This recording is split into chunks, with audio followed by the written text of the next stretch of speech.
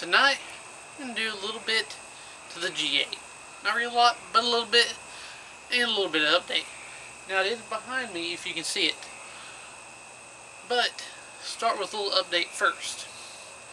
Now as you last recall from the last fuel mileage test video, it seemed to be the same as before, and after that it plummeted. Now I told you in the last video that I was getting a code up from the reader saying basically slow signal to or from an O2 sensor, and I went ahead and replaced all four. I replaced 3 because the fourth one, at some point either the owner or someone the previous owner or someone they took the vehicle to put a universal O2 sensor on it, and for whatever reason, it's weird, they took the universal O2 sensor, cut the harness off the old O2 sensor so it could plug into the original harness. Sounds like a great idea at first, but the black wire from the new O2 sensor, they did not attach it to the original harness from the old O2 sensor. Instead, they cut the black wire completely right off flush with the other harness, the side that goes on the car. So, can't really fix it. I tried. So, I'm having to order another harness for that, so I can replace that fourth and final sensor.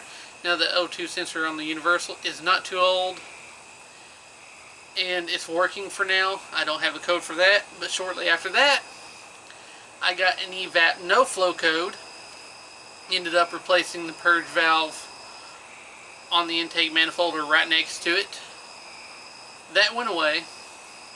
Drove it down the highway and highway only. Reset it right before I got on the highway. Fuel mileage 27 on the highway.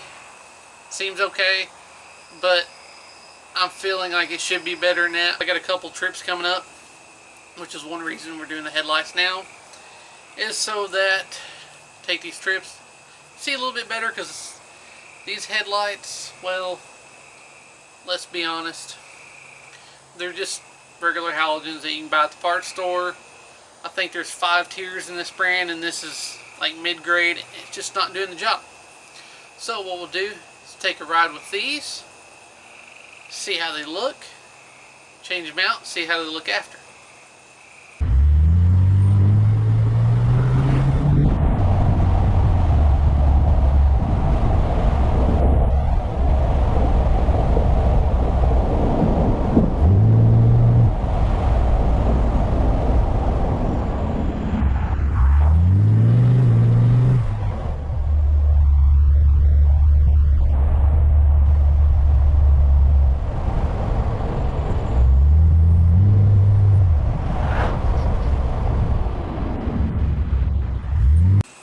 So, there was the halogens. After doing some research on light bulbs for projector style headlights, what is on the G8, I learned that apparently HIDs work best with them. So, I tried out an eBay brand. We'll see how that goes, but it's a complete kit with all the good stuff and all the little components and the lights. So hopefully these will work. They're supposed to be H7 style, which is the bulbs that are in there now, and hopefully they'll fit and work properly. So let me get these installed and let's check them out.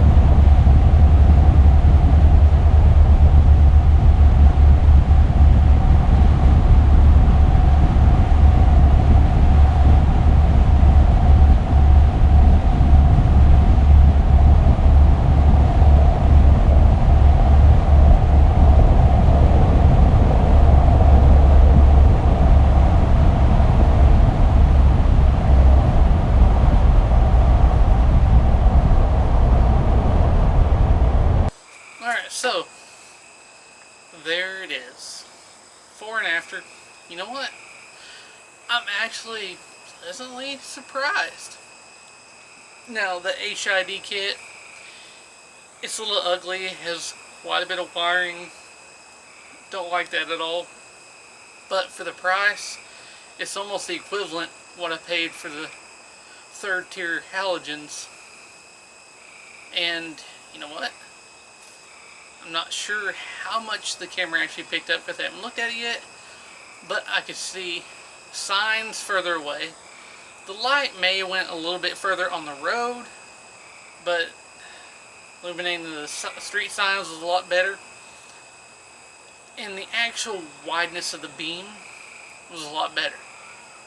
Now usually when I drive with the halogens on, I run the fog lights or LEDs just so I can see a little bit better on the road directly in front of me.